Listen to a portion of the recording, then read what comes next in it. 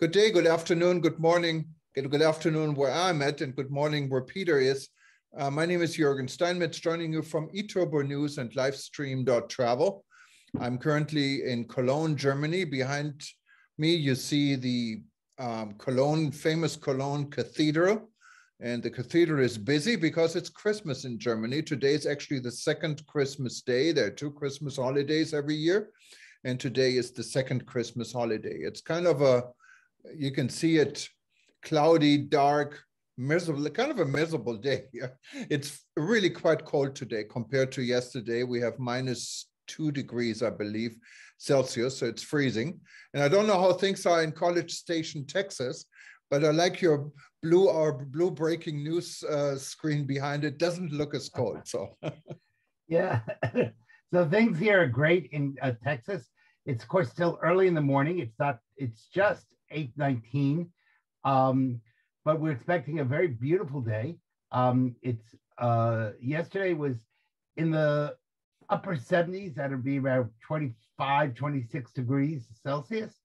Today it should be around the same. Blue skies, just a few clouds in the sky. So it's really a beautiful day and a gentle wind.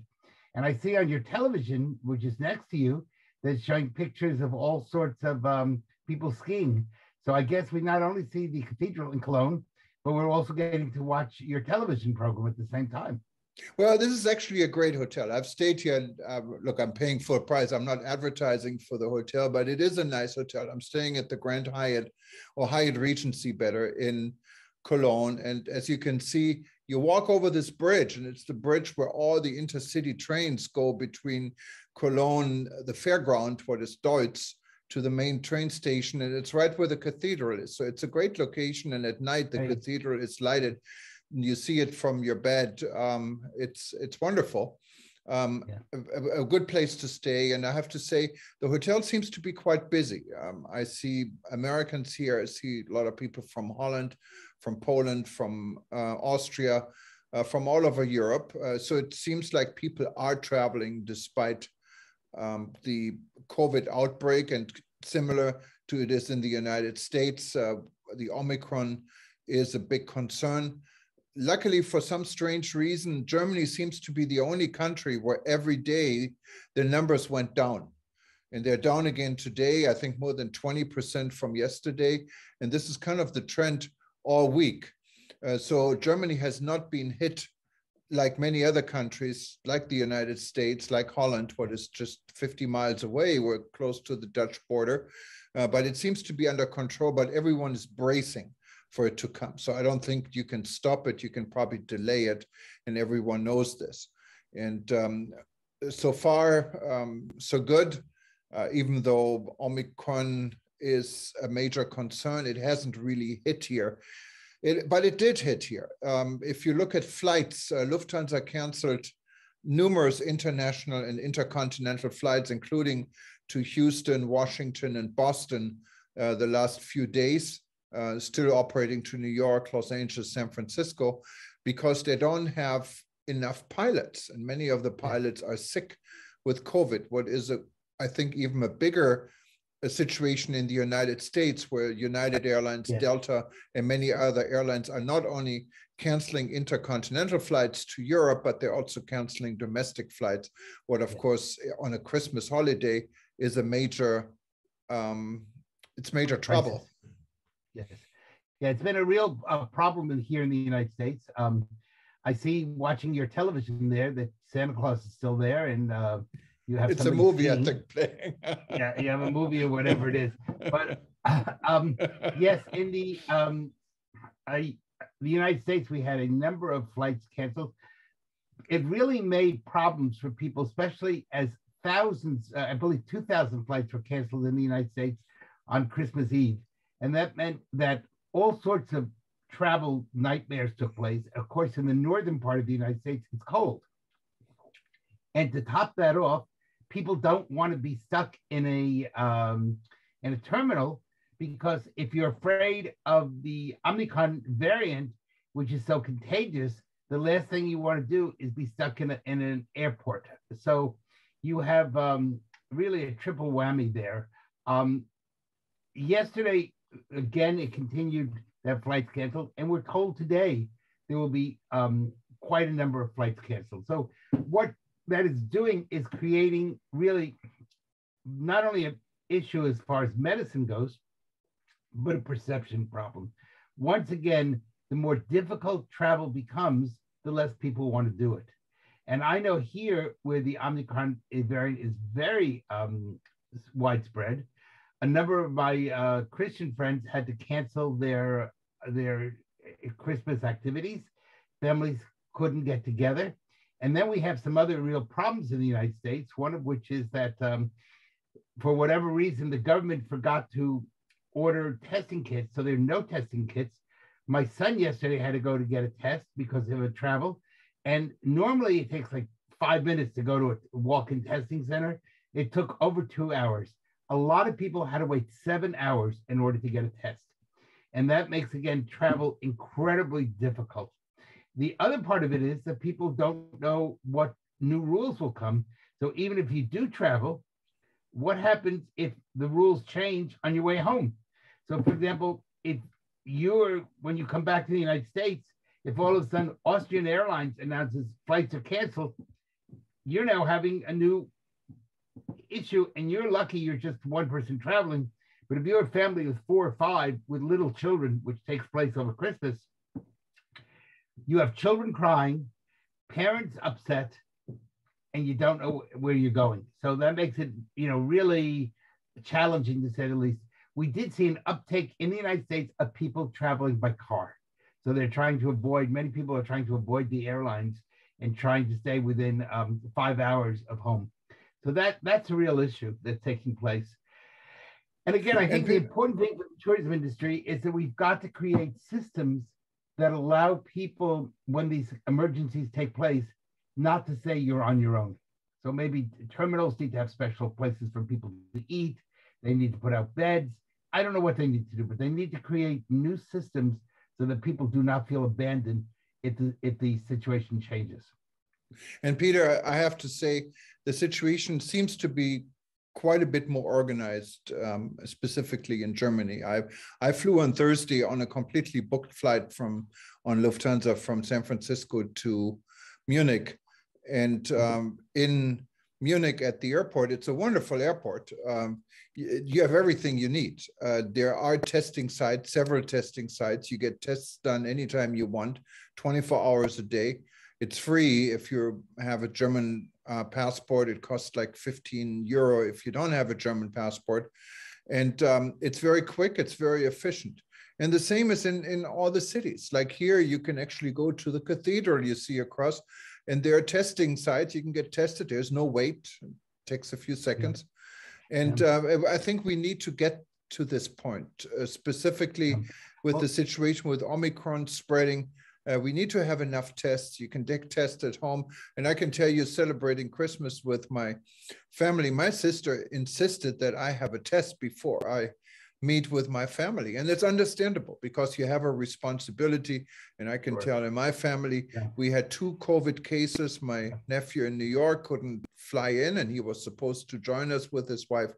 And they're both down with COVID. So it's a real situation. It's a real problem.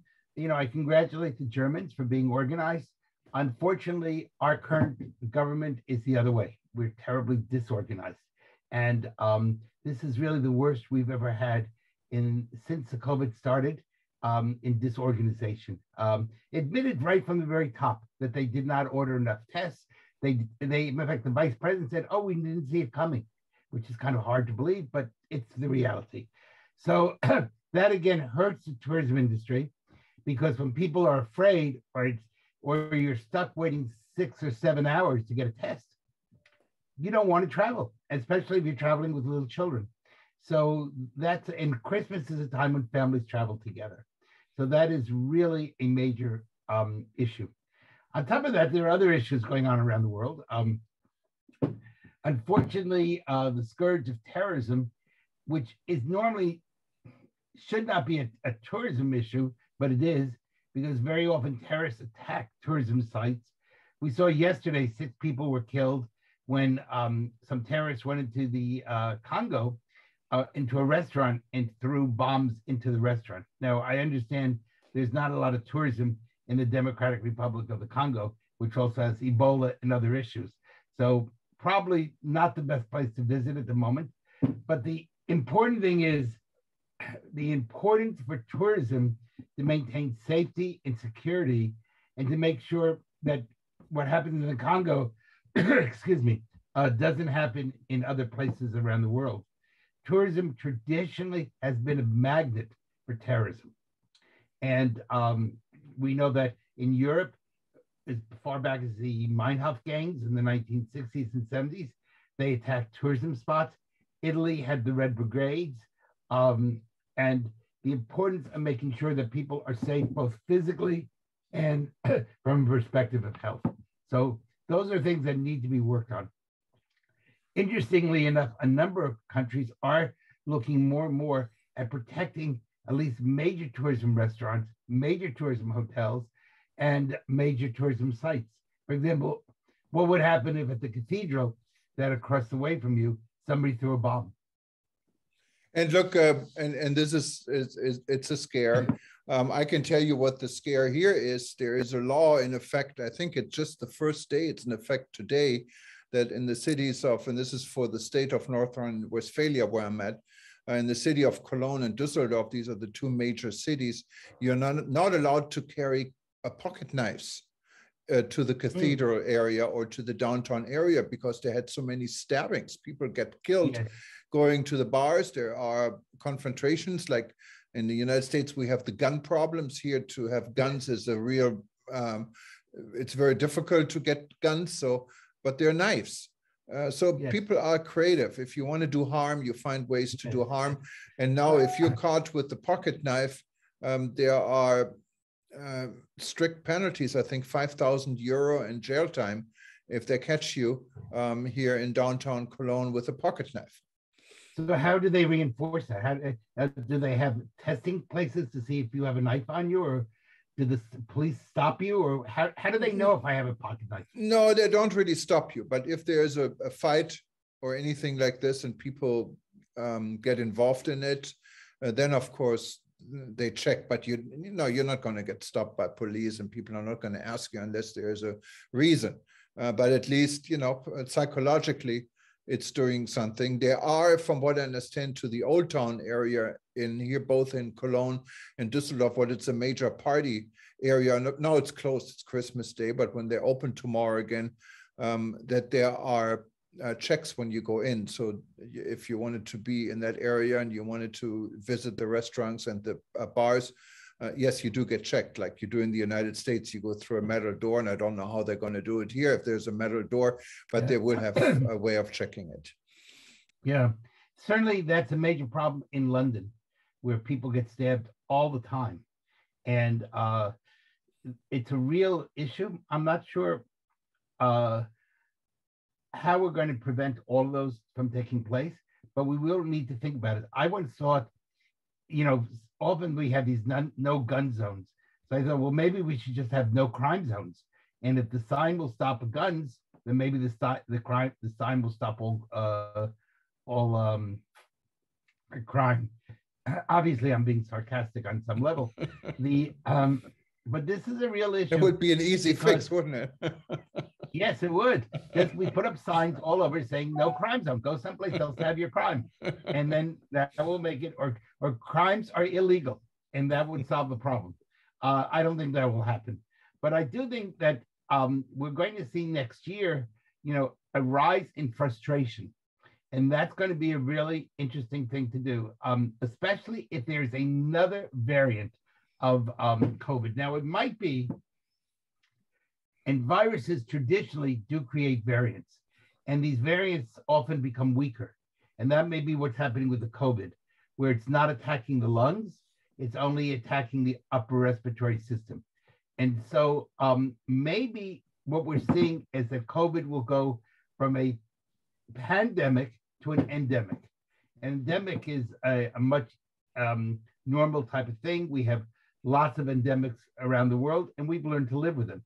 But I think from the tourism perspective, it's really important that the industry stop somewhat complaining and start doing. And that means we have to really show people that they can live in a world of COVID, they can travel, and that when something happens or if there's a last moment change, the tourism industry is backing them rather than just letting people feel abandoned. And if we can do that, then I think we'll begin to regain the confidence that's needed in order to begin to get things going.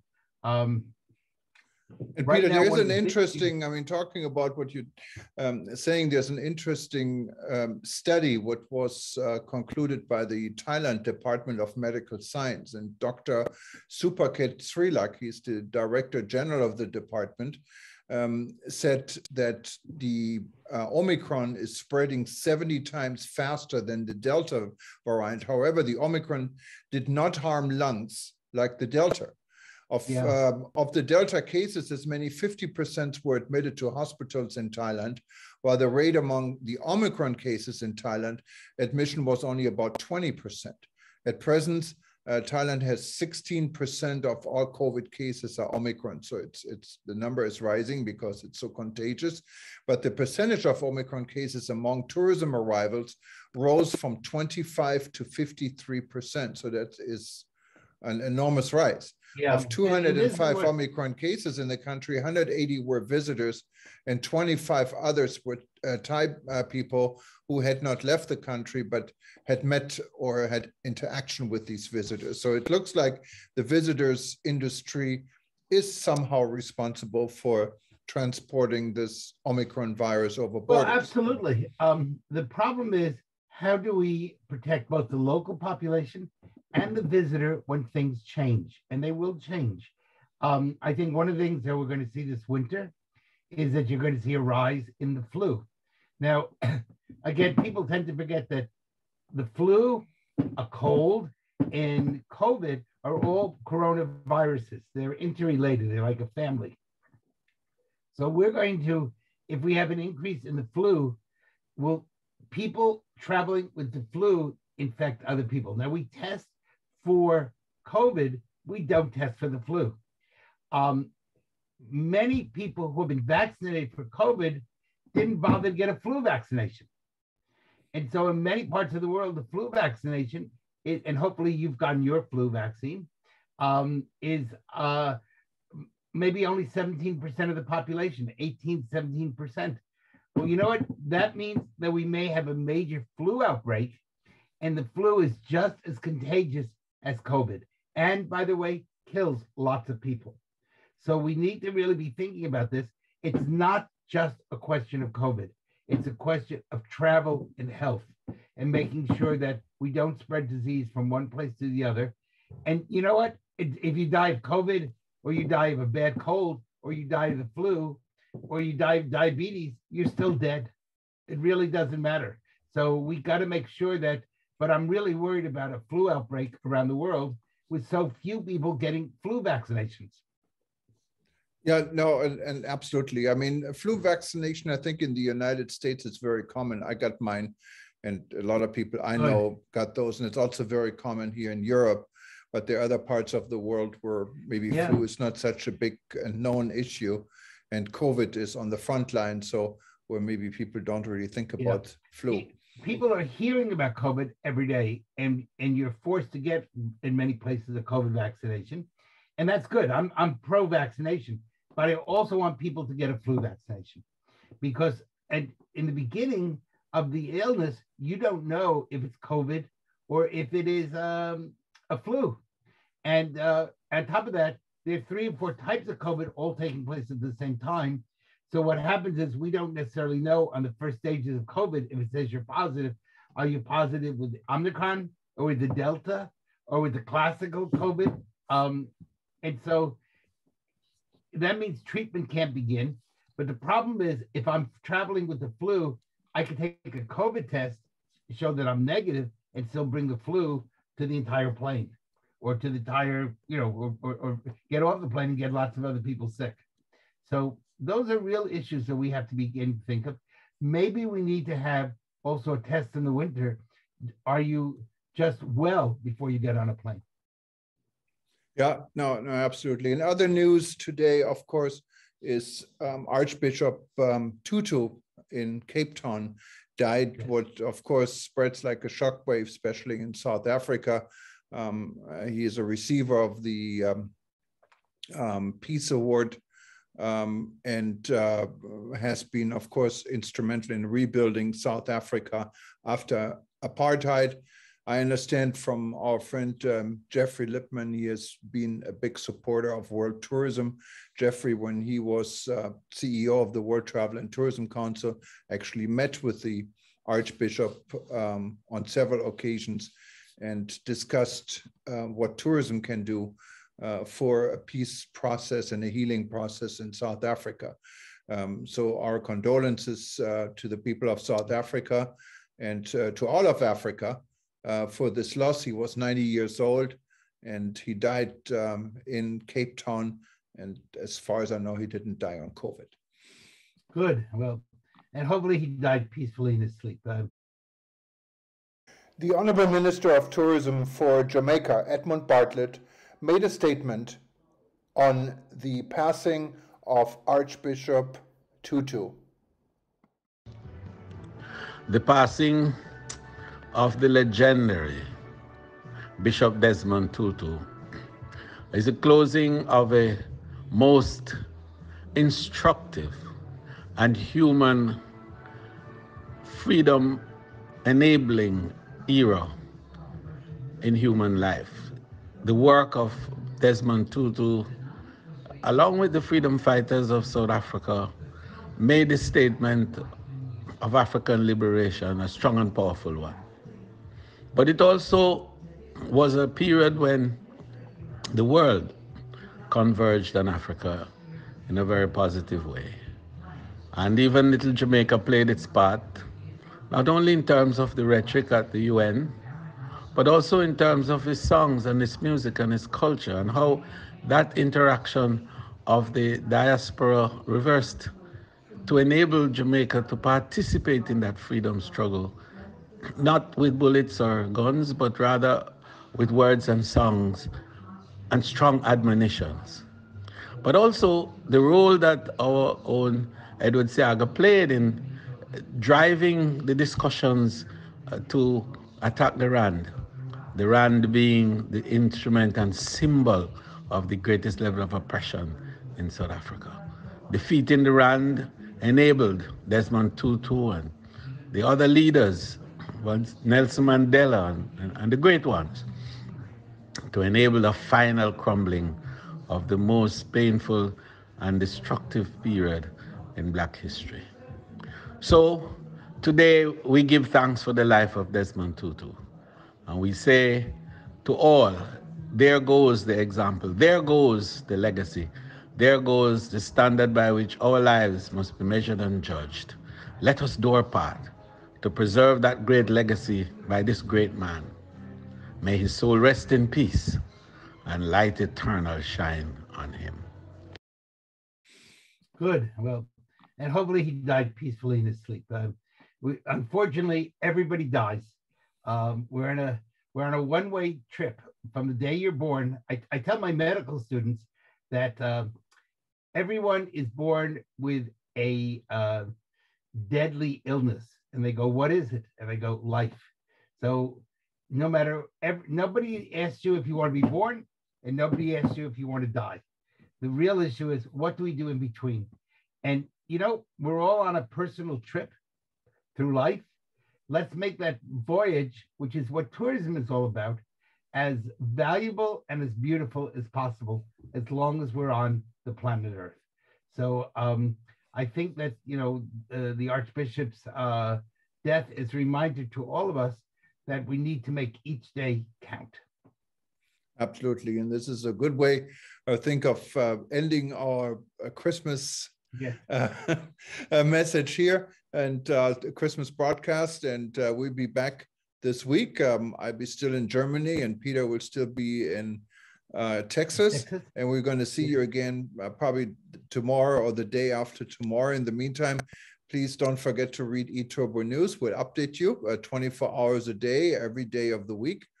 And if you wanted to watch this broadcast again, if you're watching it now on eTurboNews, I think we're going to come up the next hour again. Just go back to any page you want or to any article you see us. Otherwise, you find us on YouTube and our channel for YouTube. Just click on the link on eTurboNews and you can watch us anytime and also go back to other broadcasts you wanted to see again.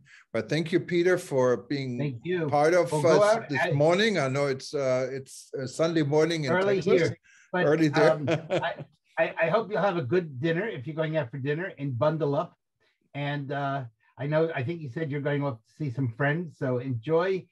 I guess it'll be night very soon or probably is night in Germany. It's 3:40 here right now, live in the afternoon, so we have a little bit time off night, but it gets dark early. Probably in an hour from now, it's already dark because we're further north in Texas and most parts in the United States, so it gets dark earlier, and also daylight in the summer is 11 in the evening. You still have daylight, so it's a different type of lightning. And then when it's dark and gray anyway, you can see it's kind of raining and very cold, and you see the Rhine River behind me, and you see some of the boats are going between here and the other side of the river. But it's not really a pleasant day. It's not a day you really want to walk around and spend a lot of time outside. No, I like being in Ecuador last week when it was right on the equator, and the sun comes up at 6 a.m. and the sun sets at 6 p.m. every day, and the sun shines. So anyway, we send you a little bit of Texas sunshine to Germany, and bundle up. I'm going to go out walking, and I'll be in shorts and a t-shirt. So take care. Bye-bye. Well, I'm probably we have a nice pool in here and it's warm there. There's a sauna. So maybe I'm going to take advantage of that before we go. If I get a spot, because now you cannot just go down there. You have to reserve a space because of social distancing, I guess. So anyways. So you have social distance in the pool? Yeah, they allow 4 people in the pool at the same time. And you have to reserve a time slot. So you call and then they say, okay, come on down in an hour or 2 hours or whenever it is. And so this is the way of, I guess, keeping people apart. Okay. Well, 2 of you can swim on top of the water and 2 of you can swim under the water. All right. Bye-bye. Have a good day. Enjoy your afternoon. Bye-bye. Okay. Thank you. Good night. Bye-bye.